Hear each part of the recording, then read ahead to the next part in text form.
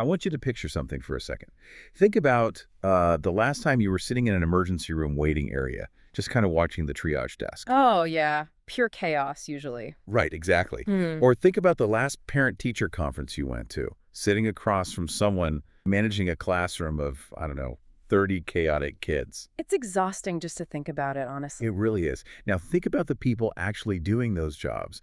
Nurses, school teachers, aged care workers.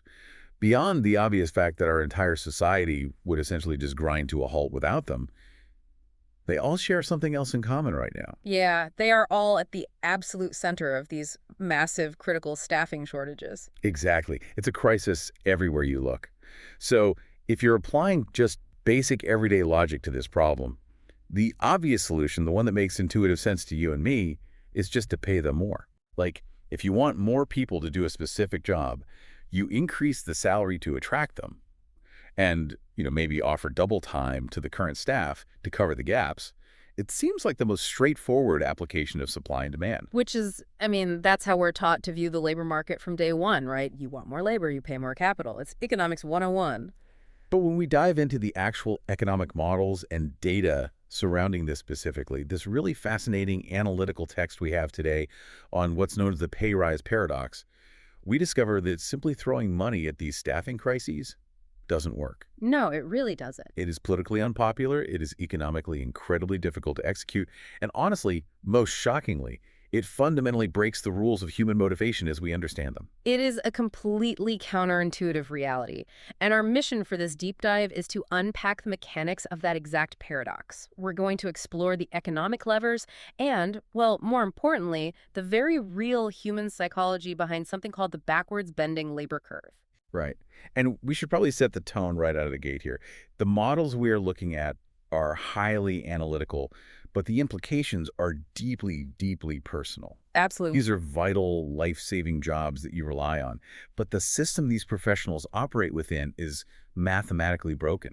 Yeah, and to really understand why the system is broken, we have to start by looking at the baseline rules of the labor market. Like, we need to understand how things are supposed to function in a normal scenario so we can see exactly where the gears start grinding for these specific professions. Okay, so where do we start? Well, to do that, we actually need to look back to the mid-20th century, to the work of a highly influential economist named Gary Becker. Okay, let's unpack this. What was Gary Becker looking at that everyone else was missing? So Becker basically revolutionized how we look at labor by observing how individuals optimize their time rather than just their money. Oh, interesting. Yeah. He looked deeply into the trade-off between labor and leisure. His theory was that human beings are constantly trying to get the best utility or overall life satisfaction out of their limited hours on Earth. So it's not just a blind pursuit of the biggest paycheck. It's like a constant internal calculation of, is the money I'm making worth the time I'm giving up? That's the core of it, exactly. Now, the standard rule he observed, which is what governs how most of us still view the economy today, is that as wages increase, workers are naturally incentivized to offer more of their time. Makes sense. Right. The higher the wage, the more expensive your leisure time becomes, relatively speaking. If someone offers you, say, $100 an hour to skip a relaxing Sunday on the couch, suddenly that couch time feels very expensive to maintain. I mean, I love my couch, but for $100 an hour, I'm putting my shoes on. Exactly. That tracks perfectly. If your employer offers you significantly more money, you are highly motivated to take that extra shift. The higher the wage, the more hours a person is willing to work.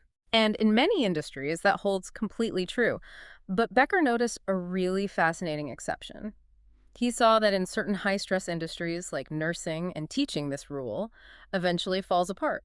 Wait, falls apart how? Well, in these specific fields, after a certain level of income is achieved, workers actually begin to value their leisure time exponentially more than the extra dollars in their pocket. Okay, let me see if I can translate the difference between those two types of work, because there's a great analogy here from the source material about physical output versus human care. Let's hear it. So let's say I'm a factory worker, right? Yeah. And I'm stamping out aluminum pencils or something. On a normal day, I might stamp out 20 an hour, but then the factory upgrades its equipment.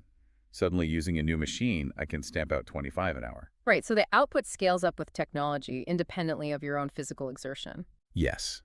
The employer's overall productivity goes up, the company makes more money, and crucially, my pay goes up. In that scenario, I am highly motivated to work more shifts because the core nature of the work itself isn't fundamentally changing or breaking me down. You're just getting better tools. Exactly. I'm just getting better tools to do it efficiently. But I wanted to ask you, how does that logic map onto a crowded classroom or a busy hospital ward? Because you can't just upgrade equipment to safely manage the needs of more human beings. And that right there is the crux of the entire paradox. What you're describing is a hard productivity cap. A productivity cap. Yeah. From an employer's point of view, say, a hospital administrator or a school principal, a human worker can only safely and effectively manage a limited number of people. Like, a teacher can really only effectively educate about 20 children at a time. Right. You can't just shove 80 teenagers into a gymnasium, hand a teacher a megaphone, and call it a 25% productivity increase. I mean, you could, but the quality of education drops to absolute zero. The system breaks. Neither the employer nor the employee can infinitely boost productivity in these care-focused roles. At the end of the day, it's a human being caring for another human being. So there's a limit. A hard limit. Yeah. The output is rigidly capped by the sheer physical and emotional bandwidth of the worker. Wow. Okay, so we have this absolute ceiling on productivity, and we have Gary Becker's observation about people eventually valuing their time over money. This is where the modeling gets genuinely fascinating to me. Yeah, the visual representation is wild. Right. There is a specific economic graph in the text that visualizes exactly what happens to a worker's motivation when wages hit a certain threshold in these high-stress environments. Let's conceptualize that graph for everyone listening because it perfectly illustrates why throwing money at the problem suddenly stops working. Imagine plotting this out on a chart. Okay, I'm picturing it. So on the bottom you have hours worked, and on the side you have wages. As the wage goes up, the line tracks steadily to the right, meaning the worker is putting in more hours, pay goes up, hours go up. It looks like a line just climbing the side of a mountain. The system working as intended. So say, at point R prime, a $10 wage gets you a 6-hour shift. Right. Then at point S prime, a $20 wage gets you an 8-hour shift. Right. The line climbs higher and moves further to the right. Normal rules apply. But then we hit a specific threshold. Let's say the wage increases again, jumping up to point T prime, which is $30 an hour. Oh. In a normal economic model, you would expect the line to keep tracking, right? The worker offering 10 or maybe 12 hours. But instead, the graph does something incredibly strange. The line actually bends backward on itself like a boomerang, moving back to the left. Wait, it goes left? Yeah. At $30 an hour, the labor hours actually drop back down to 6. That is wild. The pay went up, but the hours offered went down.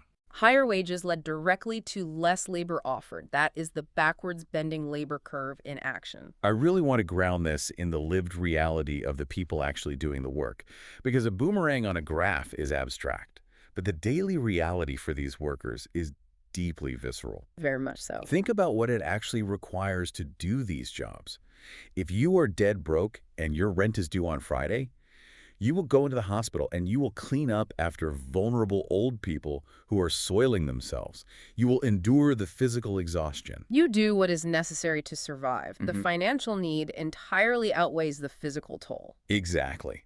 But imagine you take that exact same grueling, emotionally draining shift and offer it to someone who finally has substantial savings in their bank account. The appeal of walking into that chaos is vastly different. It changes the math completely. Right. Dealing with 20 moody, screaming teenagers is one thing when your mortgage is hanging over your head. But if you have your bills covered, it suddenly seems entirely unappealing no matter the hourly rate. What you're describing is the psychological inflection point on that graph. It's the exact moment where the line boomerangs backward. High-stress environments make leisure time incredibly valuable. And we should probably clarify here, leisure in this context doesn't mean taking a vacation to the Bahamas. No, not at all. It means basic self-preservation. It means sleeping. It means sitting in silence to recover your mental health. In the micro day-to-day reality, if a single shift pays enough to cover your essential expenses and the working conditions themselves are utterly miserable, the motivation to take on an extra shift just plummets to zero. That is a really vital distinction to make. The backwards bending labor curve isn't some quirky theoretical thing. It's a reflection of natural human self-preservation in response to extreme stress. Right. Economic analysts note that realistically, many industries probably have a backwards bending labor curve, but the threshold for most standard jobs is just incredibly high. Ah, okay. Because the conditions aren't inherently miserable. Like if you work in a quiet, climate-controlled office and someone offers you an exorbitant amount of money to stay an extra hour to review a spreadsheet, it's not going to break your spirit. Exactly. You might be annoyed, but your threshold for refusing that extra cash is very high. You'll just take the money. But when the daily conditions are physically taxing and emotionally draining, that threshold for refusal is drastically lower. Workers hit that inflection point much sooner. They will choose their mental health, their physical recovery, and their family time over the extra cash every single time, the moment their basic survival needs are met. Okay, so we've established that these workers eventually hit a wall where money ceases to be an effective motivator. But hospitals and schools still have to staff their wards and classrooms regardless. How does this translate into the broader system? This is where we enter what analysts call the horrible reality for these vital workers. If we zoom out, you start to see how employers and governments are entirely trapped by this curve, and simultaneously how the workers end up being exploited by it. Explored how? Well, employers, the people doing the hiring, they know the math. They know that offering a higher hourly rate won't actually yield any more labor hours from their current, already burned out staff. Because they know the staff is already operating past that inflection point. Yes. If an administrator gives an exhausted nurse a $10 an hour raise, it won't convince her to take a sixth shift that week. If anything, the raise just allows her to drop down to 4 shifts so she can finally get some sleep and still pay her rent. And because employers know this, the people doing the jobs that society desperately needs simply don't see any significant financial benefit. The wages stagnate.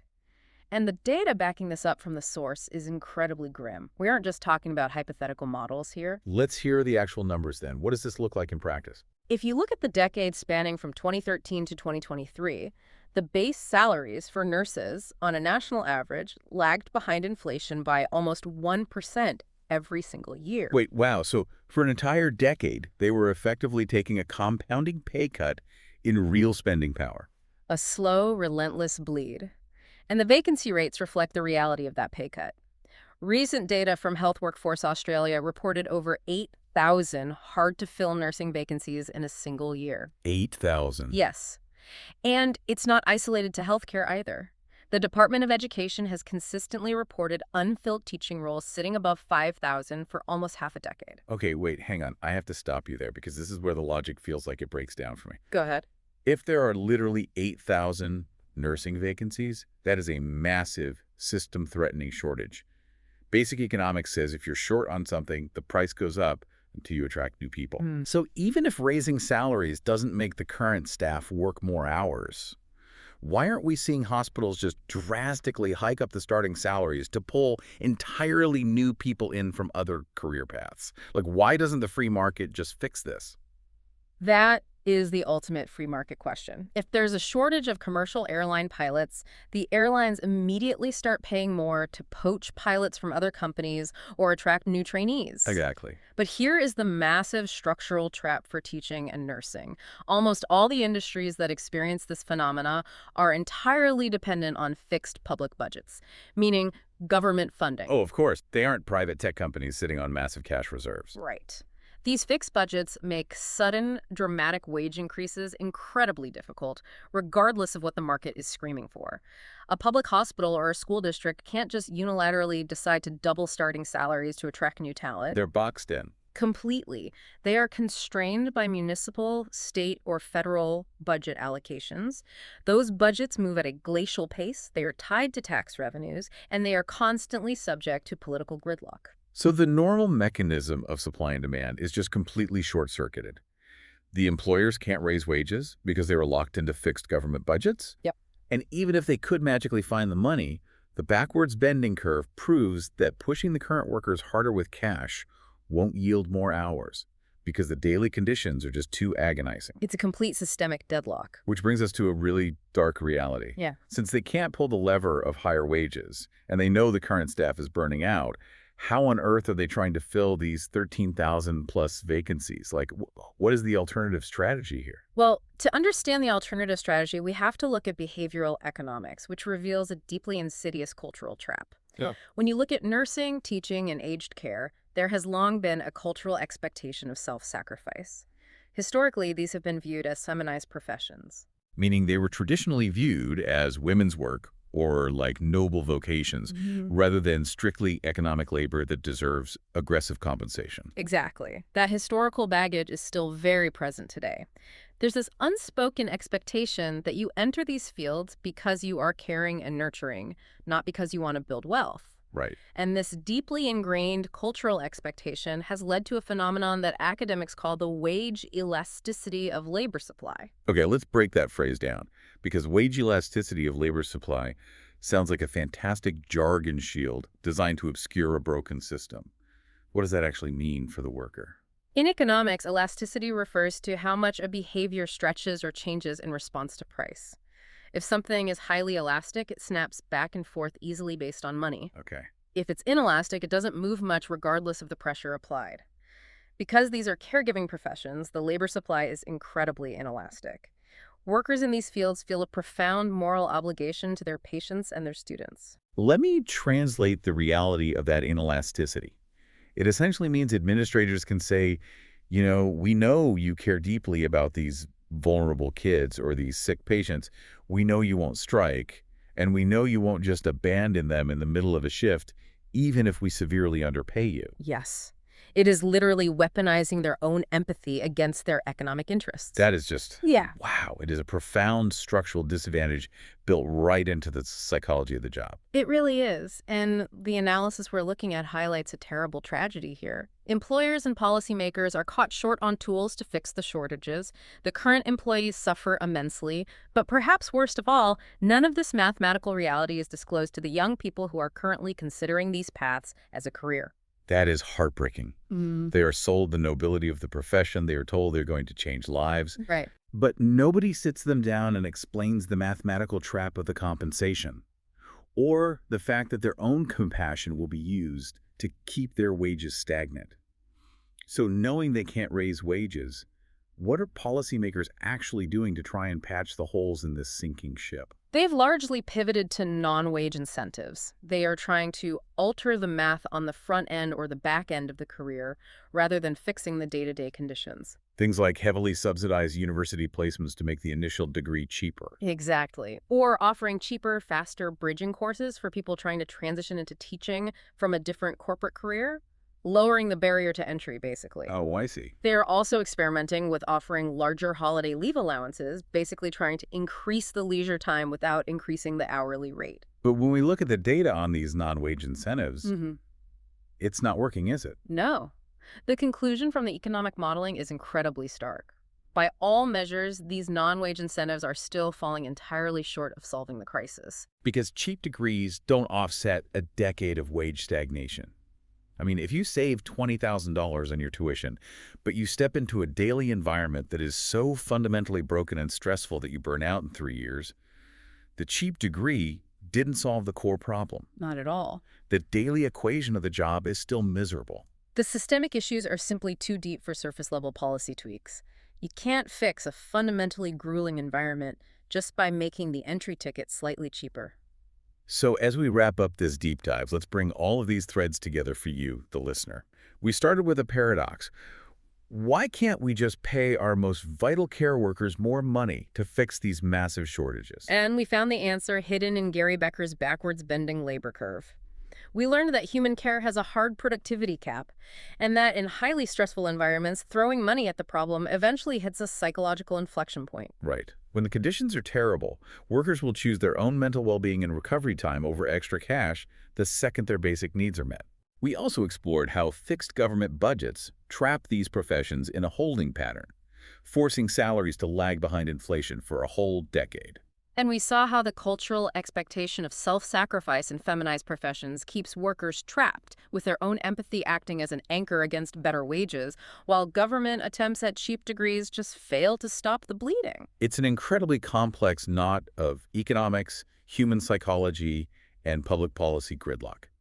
I think the most immediate takeaway for all of us is the sheer, overwhelming amount of empathy required the next time you interact with a nurse rushing through a hospital corridor, or a teacher managing your child's classroom, or an aged care worker looking after your parents. Yeah, they really deserve it. They are operating day in and day out in a system that is mathematically economically and culturally stacked against their financial and mental well-being. The vast majority of them are functioning far past that inflection point we discussed. They are running on fumes. Which leaves us with one final lingering thought to ponder. If basic economics tells us that higher wages will eventually cause these burned-out workers to work fewer hours, Right. and we know for a fact that cheaper university degrees aren't attracting enough new blood to fill the gaps, what fundamental changes to the actual day-to-day nature of the work itself would it take to make that labor curve point forward again?